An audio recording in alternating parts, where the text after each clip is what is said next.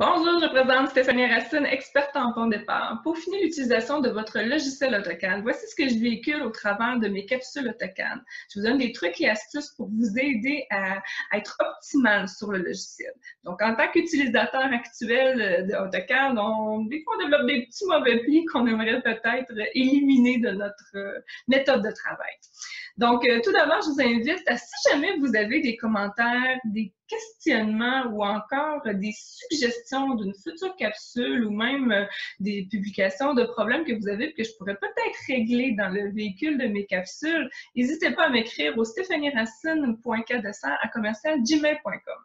Ensuite, je vous invite à aller visiter mon site web au www.stephanie-cadessart.com.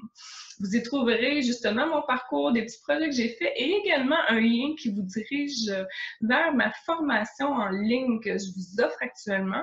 Ce qui est en ligne tout de suite, c'est vraiment les blocs d'heures d'1 heure que vous pouvez prendre et on monte une formation ensemble pour vous aider dans un problème que vous avez, soit pour pouvoir travailler maintenant avec les annotatifs, tout ce qui est annotatif, puis que vous n'avez pas eu le loisir d'apprendre ça et tout.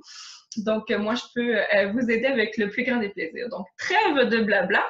Aujourd'hui, ma capsule va porter sur les changements de raccourcis au clavier, les adapter selon votre méthode. Donc, sans plus tarder, je partage mon écran sur le logiciel.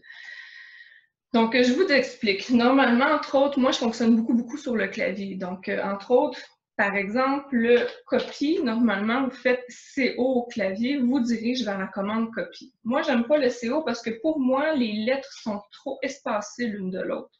Fait que moi, j'ai changé ça pour CC. CC me mène également à copie. Dans le passé, j'avais appris à le faire de cette façon-ci que je vous montre immédiatement. J'allais dans Tools, Customize, Edit Programme Parameters. Et là, il vous ouvre une boîte de dialogue. Vous allez tout à la fin du dialogue. Et ici, vous allez voir les commandes que moi, j'ai changées. Donc, vous faites simplement un copier-coller de ça. Vous vous dirigez à la fin et vous le recollez. Tout simplement. Évidemment, moi, je ne le ferai pas parce que je l'ai déjà fait, c'est certain. Donc, je vais l'enregistrer, mais prenez pour compte. Et vous faites simplement un fichier enregistré. On ferme ça. Ensuite, on doit marquer au clavier R-E-I-N-I-T. C'est difficile à prononcer, donc je laisse un petit moment à l'écran pour que vous puissiez le voir. C'est réinitialiser, en fait, les commandes que vous avez faites au clavier. Vous le sélectionnez, il vous ouvre une autre boîte de dialogue. Ce que nous avons changé, c'est un PJP file. Donc, PGP File, vous le cliquez tout simplement, vous faites OK et il a automatiquement téléchargé les nouvelles commandes que vous lui avez demandées.